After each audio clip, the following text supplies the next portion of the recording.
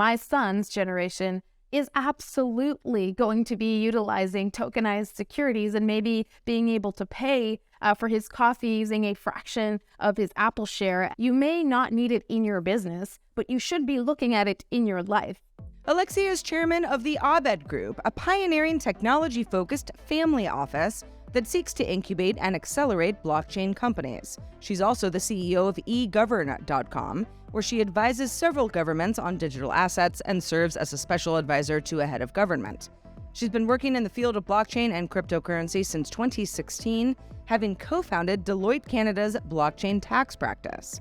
Alexia also serves on the board of directors of Hut 8, one of the largest digital asset mining companies listed on the NASDAQ, among others. Alexia Hefti, thank you so much for joining us on Speak Bold. Great to have you. So great to be here, Sarah. Really appreciate it. Well, we have just heard a little bit of your very impressive resume.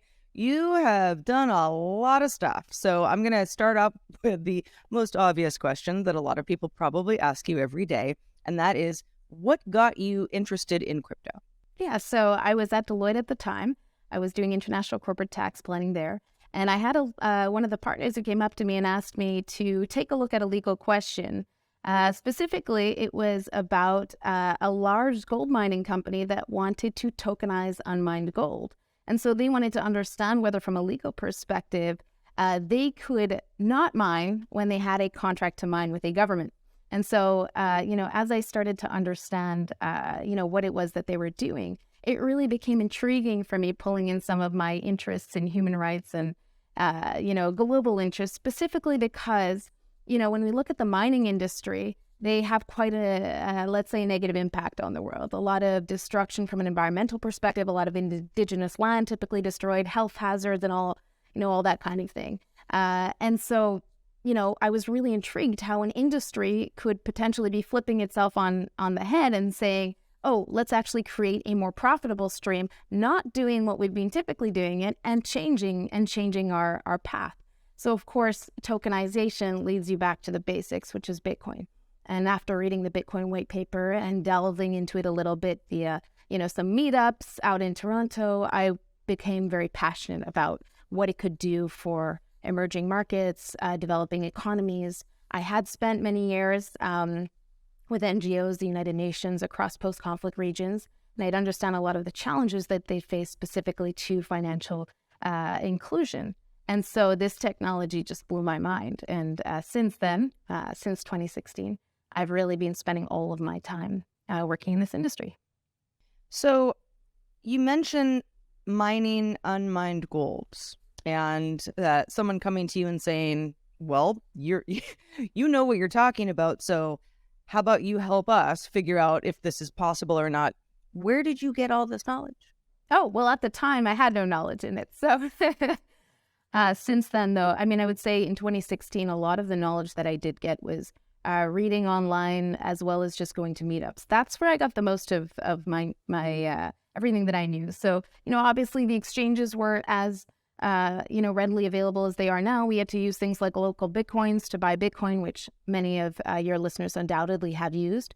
And we had to learn through other people. Conferences ended up being a place where we met a lot of people that gave us a lot of knowledge. But, the protocols other than ETH and Bitcoin that had some knowledge and some information online, most of them didn't have anything other than a scrappy white paper. So in the early days, I did spend a lot of time reading a lot of white papers, but, you needed to get in meetups to actually understand what it was that everyone was doing and to what end.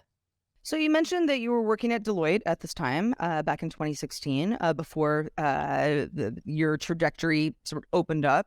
What did you plan to do with your career at the time before you got into the new crypto space? Oh, it was a very different career. I was very much interested in international corporate tax planning and how organizations were using taxation and tax avoidance principles to essentially, not pay much tax. And what I was interested in was, at the time, as I'd said, I'd been in human rights for many years, international criminal law for quite some time. And I'd kind of transitioned to a place where I was interested in how tax evasion and avoidance was actually affecting a lot of emerging market economies. So most of my trajectory since the very beginning, whether it was international criminal law, human rights, transitional justice, and then international criminal law, really came from a human rights perspective. And having worked at the time, I had worked in Africa, in the Middle East, etc. I was really interested in what that impact was. So my transition to blockchain, although became, focused immediately on taxation and the regulatory environment because there wasn't much of any of that at the beginning, it still has kind of full circled, and a lot of the work that I do comes back down to emerging market economies, financial inclusion, and rights at the end of the day. Yeah, you mentioned the topic of tax evasion, and obviously your work in law, you would be familiar with that. Yes. Do you feel like crypto, I think crypto for many people is like, it's the Wild West, people are stealing money and, it's not regulated enough. Not everybody feels that way, but many governments do feel that way. What do you think the future of crypto is for the tax evasion situation and how emerging countries might be able to benefit from that? Yeah, honestly, it's kind of the opposite. So while many, whenever I hear governments or tax authorities, regulators saying, tax evasion, I think, well, yes, if you don't understand it, that's what's going to occur. But the reality is all of it is traceable. Therefore, you can go back and tax any of it. And more importantly, as I moved over from Deloitte Canada to Deloitte Middle East and was kind of working on some products that governments could potentially use using blockchain and taxation, it became apparent that it is the opposite. So if you look at utilizing blockchain smart contracts, you could actually completely transform taxation. So it's not a once a year or quarterly filing, if we're talking about indirect tax, but a tax levied immediately, real time, which impacts and helps both government revenue and government coffers, but also people as well. Because if you look at indirect taxation, and that's your VAT, your sales tax, whatever you have in your respective jurisdiction, you're paying quarterly and you often don't get it back. Sorry, you may be paying annually or every 6 months, but you don't get it back for a long time because it takes governments so long to process the paperwork. While in actual fact, if you look at the way that indirect tax works, a good may leave a free zone and immediately it could be sent back. The VAT could be sent back to the individual or the company to whom it should be, be sent back to. So it plays on both sides, but the reality is taxation will only benefit, at least tax authorities will, once they start harnessing the technology and utilizing it within their own agencies, as well as just, seeing that crypto is transparent. You can go back and you can manage it. I think the reality, if we look at it, is that that's what, the IRS and the CRA in Canada are doing right now. Now that Coinbase and all the other exchanges are just pushing the data to them, they have all of that information so they can go back and tax anybody. So you obviously have a legal background. Not everybody in crypto, even if they know what they're talking about, does. Who has stood out to you? Not a specific person, but the kind of person who really kind of gets the space, understands how this will push us forward rather than, move us backward. Who are those people? Oh, that's interesting. Well, if I look at our own projects, so from my perspective, I'm chairman of the Abed Group. We're a kind of technology-focused family office, but one of our pillars is Abed Ventures, which is a venture studio, and it's based in the Caribbean, based in Barbados. And we have incubated and accelerated over a dozen companies in the past 2.5 years. And they're all our own ideas. So the partners come together, we decide on an idea that usually builds towards the ecosystem we're trying to develop. And then we need project leads. And that leads to your question of how do we pick these people? And, passion is so critical, and subject matter expertise as well. And that doesn't mean subject matter expertise in blockchain per se. For what we are typically looking at, it's someone who knows what they're talking about in their industry, and then we'll come and bring the blockchain part of things from a tech perspective, from a research perspective, legal perspective, etc. And together we're going to build an amazing product. But at the end of the day, whether someone is building, a blockchain or anything else for that matter, a product, you've got to have passion, know-how, usually commitment to projects, and loyalty is a big one. What I've seen over the years is just people jumping from project to project to project, and that doesn't instill a lot of confidence for me. But again, I don't necessarily back third-party projects. We back our own, and we find people to come and run them. The reality is it's not always that easy to find. And I think that's reflected and mirrored in the blockchain industry as well. Yeah, I know many folks who either run or are involved in tech incubators talk a lot about how to find those passionate people that you mentioned. How to kind of weed out the noise and find the gem and the people who are going to run the projects that you want to back and you want to be part of. Talk a little bit more about the experience of doing that. Well, yeah, I mean, we have a couple of projects that are really amazing. And, one of the things that we found is we usually work with young Caribbean innovators and entrepreneurs, and we try to bring them in and train them. Obviously, kind of the education is here, and their experiences won't always speak to having had a very successful startup. But the reality is that because we have a venture studio, we actually know how to build that. Usually within a year or two, we can build that. And so we just look for the person who has that keen interest. So, one of our projects is, we started off with a passionate young person who is, I think 21 years old at the time and really knowledgeable about special economic zones. And so we decided to set up this project called Metaverse Special Economic Zone to solve some of the problems we were seeing with the future of business and corporate registrations and dealing with every single different country. Do we need a foundation in Cayman Islands and a token issuance company in Guernsey and all the rest of it, which is a nightmare for all blockchain companies still today. This is what I was dealing with 6 years ago.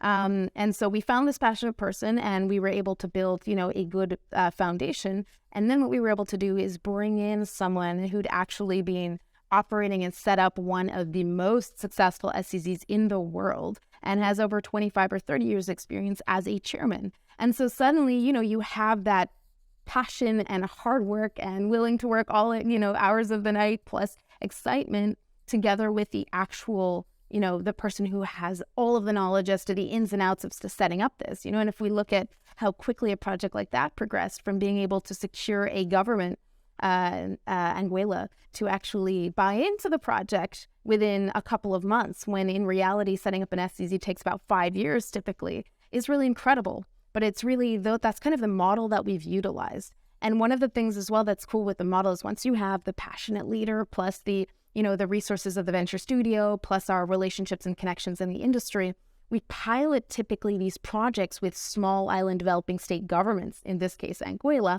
and then you take it global once you've tested it in a small petri dish environment. So we do that actually with our dozen blockchain companies. We use the Caribbean, we test it out, small populations, and then you take global. So one of the projects that has now actually it's been around for 7 years. Was the first CBDC, central bank digital currency.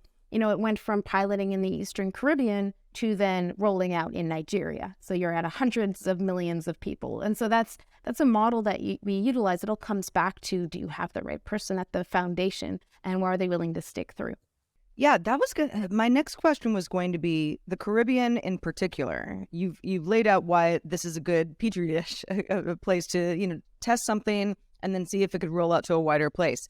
I was trying to think of comparisons, maybe smaller African countries, U.S. states, I suppose. But why is the Caribbean unique in this sense? Well, of course, our founder is from Barbados. So we have a commitment to Barbados. All of our companies are based here. And kind of the objective around that as well is to say, well, yes, we can take them abroad and get staff from all over the world. But the reality is then you're not developing young Caribbean entrepreneurs. You're not developing, the knowledge base domestically, which we, our founder, as well as the partners in the group, are passionate about. It's important. And we see the realities of the future. Just look at climate change and how it's going to affect small island developing states. The reality is that, these nations will not exist one day. It will take a lot of time, of course, but the reality is several generations down, they're not there. And you have to create skills and opportunities for people to become the climate refugee that unfortunately, if not this generation, 1 or 2 or 3 generations down is going to have to become. And of course, the world will be a very different place. then, but we've made a commitment to the region. And we not only do that in Barbados, we have committed to all, and we are open to all of the governments. We work with several governments. We have very strong ties with all of the heads of states. And we're frequently trying to tie, a lot of our products and projects are about how do we lift the entire Caribbean up? If you can, again, test this on this tiny little model of a ton of several small island developing states and we can make it work, then after we can take it to the Asian Pacific nations. We can take it to small states in Africa, which have their own challenges as well. The thing is, we know the challenges here. So it's a lot easier for us to test here and then, move abroad. So that brings me to my next question, regulatory technology. I would assume that is technology that can help exactly the situation that you just described. Hey, we know how to do it here. We don't totally know how to do it in another place because laws are different. How do you fuse the two and make everybody win? Yeah, well, actually, interestingly, I started pivoting to using GovTech because I realized that regulatory technology often refers to like improving compliance and paperwork and all of that, and that's not actually what most of what we do focuses on. In fact, a lot of the work that we do challenges the relationship between state and citizen. So while you're sitting in the United States, you have a lot of services that you probably take for granted, whether that's from your voting to your banking being a big one, of course, because banking is a nightmare in most emerging market economies. And so we try to solve these problems that are not only citizen-focused problems, they are problems that governments are trying to solve.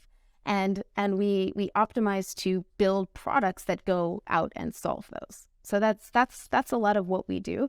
How do you feel like the conversation has changed over the last 6-7 years since you started having these conversations with various folks who needed Abed's expertise? I would assume, given the highs and lows of crypto in general, I'm talking about Bitcoin and Ethereum, and but just the sort of the fear, uncertainty, and doubt that may have happened back in the day. What does it look like now? Oh, I think it still exists. Every low, it exists. The reality is that it's just changing significantly as governments and regulators transform their understanding. And of course, the media as well transforms its understanding. So many of the discussions were focused on price and the realities are the challenges that everyone were facing, what is a decade ago. For many of my, colleagues in the industry are completely different to now. So now we do have a lot more educated governments, regulators. It's not across the board. The reality is it's still a lot of education, but the discourse has changed to one of, frequently, how are we, regulatory compliance and anti-money laundering and kind of more on the regulatory front, which I actually think is good.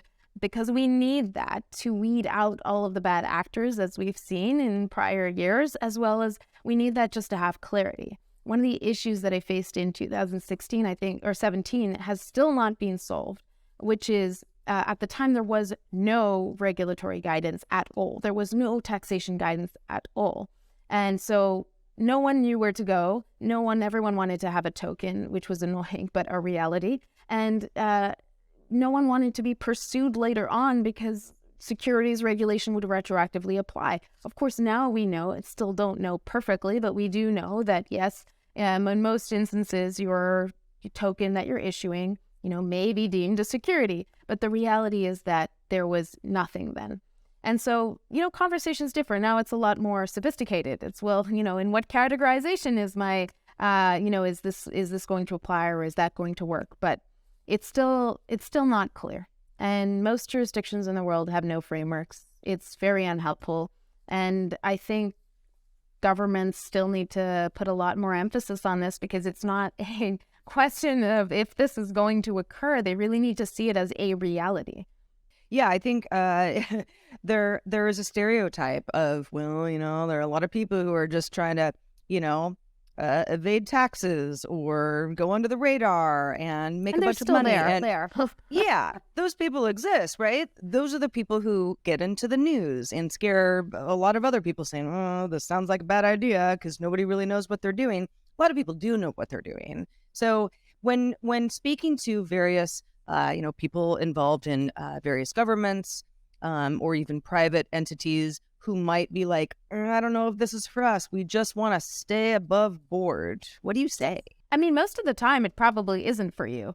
I mean, one of the things that was so annoying in 2017 was everybody wanted to use blockchain. And most of the time, they didn't need it. It was completely irrelevant to their business model, but they spent, a lot of money trying to make it work, and it didn't.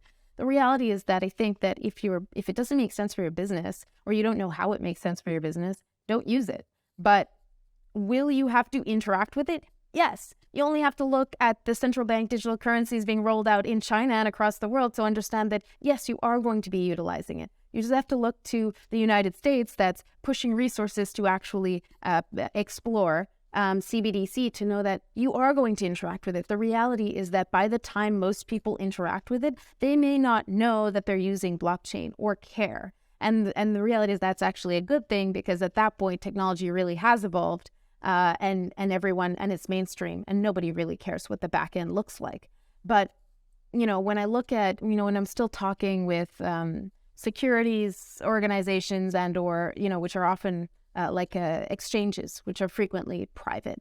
The fact that they're not exploring tokenized securities is ridiculous, because one generation down, my son's generation is absolutely going to be utilizing tokenized securities and maybe being able to pay for his coffee using a fraction of his Apple share, and if Apple still exists, and or anything else for that matter. And we look at the MasterCards and the Visas looking at their integrations with Bitcoin and what they're optimizing for, as well as you just have to look at where they're funding projects to say, this is not a question of if. So you may not need it in your business, but you should be looking at it in your life.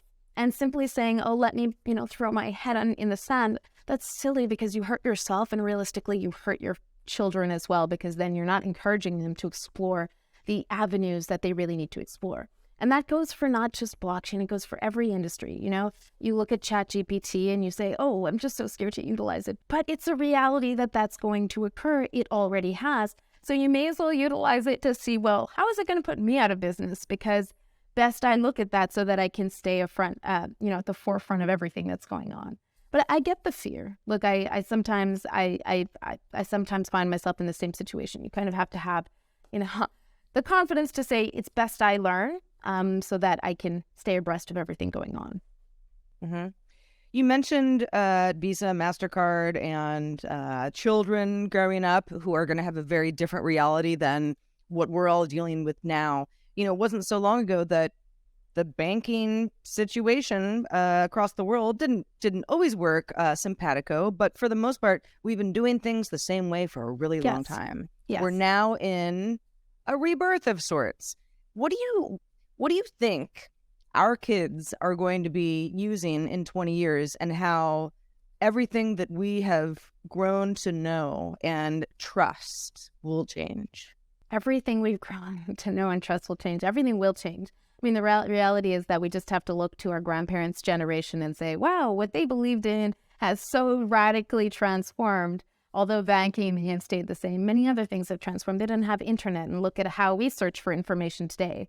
The transition for our kids' generation will be how they transact with value, and how, at least with blockchain, like how that will transform the way that they utilize and manage their assets and or just transfer value globally. And that's really going to transform the world, because we have, for the better part, left out the entire global South out of global financial inclusion. And so when all of that generation comes online, which we already know is young, right? The majority of the global South is under the age of 25, 30. The reality is when they suddenly join the global economic community, everything is going to transform. Everything that we held true is not going to be the case anymore. We even can look at banking in the past couple of months. We were significantly impacted by it as a startup. Do you think today, for a company like us, a startup a couple of years old, we had all of our corporate accounts in one bank in the United States, because thankfully, at the time, they were banking us, while in our own nation, we're not able to get banking. Well, look what happens. Today, we don't have a cent in the United States, and it's not going to change any day soon. We've completely transformed our risk policies and the way that we manage our funds because of what occurred. You lessons learned, right? Just like we learned a couple lessons in 2008 and we forgot a lot about them. But I think the reality is now we're actually transforming the way that we do business. You know, when in 2017, when a lot of our clients were raising these huge ICOs, the initial coin offerings, they didn't know what to do with the funds and they kept it in crypto. The idea was, well, you know, best you not do that because no one should be conducting their business in Ethereum and Bitcoin. It's too volatile. But then, you know, fast forward and you have a situation where you can't keep your money in the banks because look what happens when you do. Well, suddenly in the interim, stablecoins were created. And although stablecoins, unfortunately, as we know during the Signature Bank Silvergate crisis and SVB crisis, you know, the stablecoins that we were utilizing were slightly of concern. They have rebounded and we have, a lot of people are utilizing them. They, of course, still utilize banking, but in time, things will transform. You know, we have a project, the Economic Union Complementary Currency. And what EUCC was trying to do, and its first pilot is Carib Coin, is it was looking at currencies in the Caribbean. You have all of these tiny countries that have their own currencies, and they're engaging in international trade with the US dollar as their foreign currency reserve. It's really obviously because they don't want to keep their own tiny currencies in reserve. It would make no sense. So we were looking at the Treaty of Chaguaramas and the establishment of CARICOM, which is the regional organization of the Caribbean, similar to the EU. And, there was a mandate to set up this common currency, and it had never been done. And so, this product that we developed, EUCC and Carib Coin, is to say, well, look, why don't we create a stablecoin that's backed by illiquid government assets, thereby incentivizing government? So Trinidadian oil and Barbadian government bonds. And we create this stablecoin and we can utilize it or potentially utilize it. Let's test it for trade or anything else for that matter. And, that's kind of looking at a solution where by the challenges faced by governments in the Caribbean, as well as the challenges faced of having to manage USD foreign currency, suddenly is transformed slightly. Now, of course, this is not being implemented anywhere as of yet. We've started engaging with the Caribbean Telecommunications Union and joined their group, and they're looking at kind of setting up the governance framework to manage this because, of course, we need regional organizations and governments to be a part of this. The idea being, of course, that we transform from, utilizing these archaic systems that don't work well for small island developing states to utilizing things that actually take advantage of the richness that these islands and or any country has, but hasn't typically been, able to be monetized and traded freely. And in this case, a liquid government asset. So, these are models that they may take, they may not take. But if they take, well, the reality is generations down, they're not going to be utilizing cash and or trading and or, conducting international relationships with other nations the same way we were doing so before. And another maybe more like, common issue that we face here in the Caribbean, speaking to kind of some of the citizens' issues with banking and basically institutions that I don't think the next generations are going to have to deal with because we'll have created other solutions to solve their problems, is things like today you can't open up a bank account very easily if you're living in the Caribbean or you're living in Uganda or in Democratic Republic of Congo or Palau, I imagine. The reality is that it's so challenging. So if I go to Canada and I want to set up a bank account within 30 minutes, if I have 3 documents, my passport, my lease, and usually another piece of ID, I'm setting up a bank account. They're running a credit check. You can't do that here. I have 2 of my staff members that have been spending 3 hours in line today at a bank. This is their second meeting with the bank to try to open up an account, which is basic. They're employees. They have track record. They're 30 years old. They have homes. Nope, they cannot open up a bank account. I can guarantee they will not come back here today with bank accounts. There'll be more requirements and all kinds of things because the banks have no incentives to open up bank accounts for locals here. Versus we in the West, we've had such ease of access and use that we haven't really had to question the institutions that have been built. Here, the reality is that, we had to build this product and money, which is our e-wallet, in Barbados, used by 25,000 people, which is, like 8% of the population. to solve the problem of people not having access to banking or not easy access to paying their bills and all the rest of it. So, if you look at M-Money, you can have your little wallet and you can make payments at all of these merchants across the island, thereby And it's solving essentially an issue. as easy as just having cash in your pocket, right? But you don't have to wait in line or, go through the rigmarole of all of that. Absolutely. And if you've ever waited in line in Barbados or I assume any other island, small island developing state, it's a 2 to 3 hours on payday. It's really abusive. And we don't have to deal with that. And we're not used to that, so we don't even know these problems. Somebody who might not really understand the way these things work or, is not as well-traveled as you are would say, well, wait a second. If there's a bank in that country, why would a resident of that country have such a hard time opening a bank account? Is it because the banks are all just doing offshore transactions and that's where they feel they're safer? You are right on the money. That's absolutely right. In fact, right now, I'm working with the government and have been for several years to set up a national digital bank to solve this problem, which is the banks are here, but they're not native domestic banks from the nation. So the reality is that they're foreign banks, typically Canadian, at least in the Caribbean.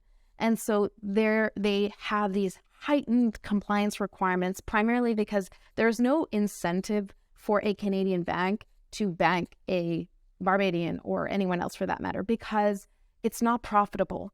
The amount of money they have to put behind KYC and compliance, anti-money laundering, is pretty significant.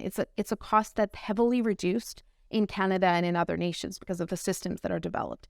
And so it's what they typically do here is that they de-risk either organizations and individuals, but they also de-risk governments. And a lot of the time they're doing that not because anything nefarious has occurred, but because FATF and all of these organizations are putting such heavy compliance requirements on that at the end of the day, someone who's making, a couple of $100 a month and putting in a bank account is not profitable to an international bank. So they're servicing, of course, the offshore businesses, and then that's it. And if you've ever operated in these environments, you would know that the mortgage interest rates that people pay in these islands are nearly double what we pay in Canada and the United States, which is just completely exclusionary in every aspect.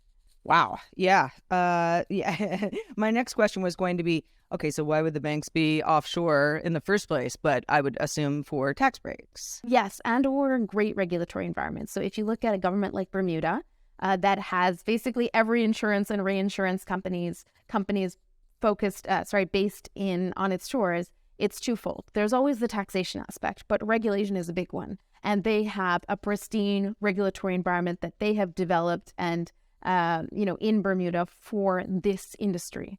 And so similarly, if you look at Bermuda as an example, in 2017, the premier, who is, the youngest premier they've ever had, a technologist, he decided that he wanted to start developing an industry for digital assets and cryptocurrency and blockchain. And he really saw the vision. So he really went hard on developing regulatory frameworks to bring companies to Bermuda. And he built, alongside with his teams, incredible and regulatory frameworks very early for his time, because many governments had not done anything. I think they rolled out legislation within 3 months, and it's still being utilized by some of the best companies, including Coinbase that has just moved over there. And so, when you develop a niche industry that you become very well known in, and you create great frameworks, and you have staff and compliance people and all the rest of it to accommodate that industry, a lot of offshore businesses are going to want to come.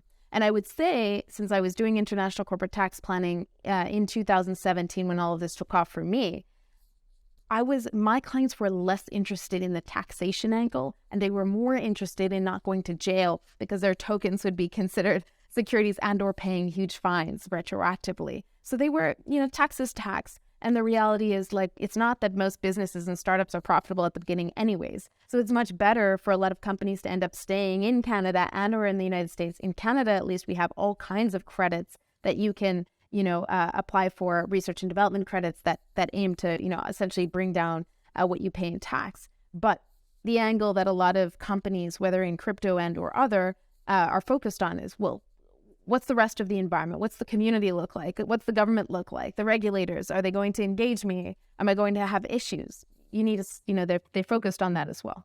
One of the takeaways I'm getting from the conversation is, well, there's a few takeaways, but the first being, you seem very optimistic. Like, we've got work to do. A lot of it sounds educational.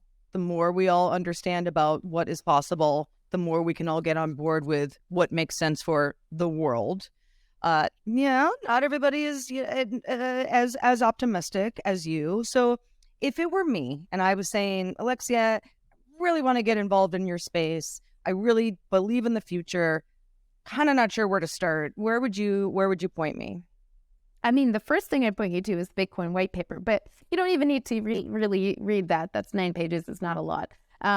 It's starting to utilize the tools. I mean, I'm someone who learns by doing. So for example, when I got really excited by DAOs, it's, yes, I can read about DAOs, but you're just reading a lot of information. And the reality is the DAO industry, the DAO, I don't know what to call it, the DAOs are not really developed at this moment in time. It's not like we can go and read the book on DAOs and you'll get all the information you need, because in reality, DAOs are so diverse in what they look like at this moment in time, and we have no real framework around them, that there's no point of reading. For me, it's all about doing. So what did I do? I set one up. And I set one up as a corporation because that's something I know. And now we're moving to a DAO. So, today we started discussing about, well, which tools should we use? And you put together a little framework on the 4 or 5 tools that I think we could utilize. We're 40 friends trying to understand this environment. We may be all pretty well known in blockchain, all with 5 to 10 year records in blockchain, but no one's really doing anything in the DAO space. They're protocol guys. So we came together, put a little bit of money together, understanding metaverse land. We wanted to do 2 things. 1, understand how to build and operate a DAO. 2, try to understand how metaverse land and what opportunities exist there. So we came together and built that. And now we're just trialing things. And for me, that's how I learned. I learned by actually going on local Bitcoins and meeting up with someone and having to exchange cash for Bitcoin. I learned through setting up an exchange. I learned through, these various lending protocols, like, utilizing DeFi opportunities, protocols and products. For me, that's how everyone should learn. But the reality is, I don't think there's one place you can go to that's going to teach you everything you need to know. I think a lot of people are motivated by just making quick money as well. So, in those instances, I think the reality is, I can't help them so much. I'm more interested in how can we develop these tools and make them better. And it's all going to come down to more use, because a lot of the tools that we still have, at least from a crypto perspective, I find the interfaces terrible. They're still so challenging to use. I tried to get my parents onto Metamask. I didn't try. They utilize it. It's tough. It's even tough when you're trying to explain to someone how to utilize the tools and what their purpose are. And then, suddenly you're dealing with DAOs. It's complicated. And all of that, the more people who use these tools and say, this is rubbish, we need this, A, B, and C, or you have people who are good in design and are participating in the industry, we get better interfaces, and that's going to result more in mass adoption. So for me, again, it comes down to please use everything, try to get involved, reach out to people. Most of the time, my learnings is just reaching out to sending emails, LinkedIn, hey, I have a question, Twitter, discourse, and people are so helpful. It's funny that you mentioned Metamask, which I've locked myself out of successfully several times. Fortunately, I'm well-versed enough technologically to work it out. I cannot imagine explaining that to the majority of my friends. How it works, what happens when all of a sudden it's not working the way you want it to. I think, to your point of these e-wallets, or whatever we want to call them going forward, it needs to be pretty plug and play. You open it up, really you do your thing, and then you're done. And I remember, I lost 4 Bitcoin a couple of years back, many years back now. It feels like many years. It's so sad, because I didn't understand the concept at the beginning of a private key. I learned things by doing it. And so I set up this wallet, and when Apple asked me to update the app, it kicked me out of the wallet and I wasn't able to access it anymore. And I thought I'd written the thing down, because of course, back those wallets didn't kind of prompt you to write it down. Now the interfaces are better, and they'll say, write this down, save your life, make sure you save, protect this with your And so it's a little clear. It's still confusing. And also now, obviously, we have seeds, which is easier when you're writing tomato and whatever else they make you write 24, words versus like P, Q, L, 1, 2, which is just, I have loads of these lists. So, I learned through doing. It was horrifying. I'm still sad about it, but it's, it's reality. My spouse, I think, lost, 1,800 or so Bitcoin when someone formatted his computer about a decade ago, which, he's not too phased. I know every time I complain about my Bitcoin, he's like, don't even get me started. So, it's a reality. You learn through doing, and yeah. Well, so I wanted to ask, yeah, I can't imagine you have a whole lot of downtime. You're based in the UAE. You're obviously in Barbados and the Greater Caribbean. You're probably in Canada fairly often. With all of the jet setting that you're doing, how do you make time to do the fun stuff? What do you like to do? Well, I love to hang out with my son. He is 2.5 now, which is so exciting. And actually, I drag him everywhere that I go. So he is on board a lot of conferences now, a lot of places we go. And what's great is I do try to sign off on weekends. That's something that's new for me because in my Deloitte days I never did that. But now that I have a son, it's really important to spend time and to teach and to be there for the small moments, because the reality is time flies. And I didn't realize that before. I had no concept of time before my son. It was just like, what is life? It's just this constant, rat race and competition. And I love the competition, but now it's, making these times and these moments count. So I love spending time with him. And now he's at the age actually where he can start, you can teach him these like values and things that you've come to be true in your life. That's important to what, who you are and what you believe in the world, but like trying to bring it down so that a toddler understands. So it's actually really fun. And that's what I do. I basically have time for it this time. And, a couple of hobbies, but rarely. Working out is a big one just because it keeps me mentally grounded.